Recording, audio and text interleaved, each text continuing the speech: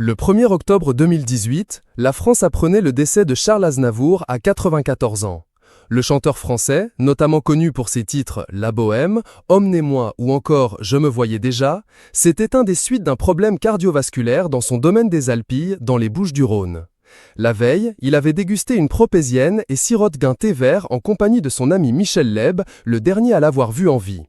7 ans plus tard, les dernières confidences du Frank Sinatra français à Michel Leb commencent à se dévoiler. Invité dans l'émission Le Figaro la nuit, le 4 juillet dernier, le comédien Antoine Duléry a révélé l'une d'elles au journaliste Thibaut Gauthier. Tout a commencé lorsqu'Antoine Duléry a évoqué ses amitiés passées avec plusieurs stars françaises, dont Jean-Paul Belmondo et Johnny Hallyday. On rigolait beaucoup. Jean-Paul, il me faisait des farces toute la journée, et je lui en ai fait. Jean-Paul était un grand enfant, et Johnny aussi. On est tous des grands enfants, les acteurs, les chanteurs. Je crois que c'est ça qui nous a réunis. Ils aimaient rire et je les ai fait rire, avec générosité et parce que j'aime ça. Et je crois qu'ils aimaient ça chez moi. C'est ce que Charles Aznavour a dit d'ailleurs à Michel Leb.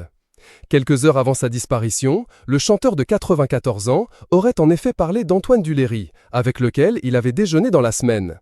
Quelques heures avant sa mort, il a dit à Michel Leb « Parce que j'avais déjeuné 2 fois avec Jean-Paul et Charles Aznavour 4 jours avant, a commencé Antoine Duléry, et il a dit à Leb « Je suis content, j'ai déjeuné 2 fois avec Jean-Paul et je l'aime bien ce petit Antoine, il me fait rire. » D'après Antoine Duléry, l'interprète de La Bohème aurait fait cette confidence dans la soirée du dimanche 30 septembre, juste avant de s'éteindre au matin du lundi 1er octobre. « C'est lui qui me l'a dit », a expliqué Duléry en parlant de Michel Leb. Et de conclure « Voilà. Et parti là-dessus, ça a fait mon bonheur. » Le soir du 30 septembre, Charles Aznavour avait demandé à son entourage de ne pas le réveiller le lendemain matin, souhaitant se reposer. Son majordome l'a finalement découvert sans vie dans sa salle de bain à la suite d'un malaise.